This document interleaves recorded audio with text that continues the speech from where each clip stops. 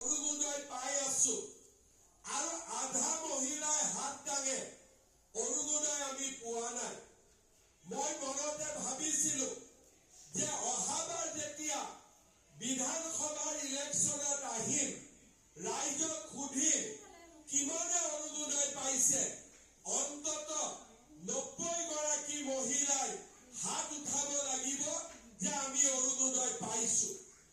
আৰু সেই কাৰণে আমি সিদ্ধান্ত ললো যে অৰুণোদয় তৃতীয় আমি আৰম্ভ কৰিম আৰু 40 লাখ মহিলাক আমি অৰুণোদয় আঁচনি প্ৰদান কৰিম।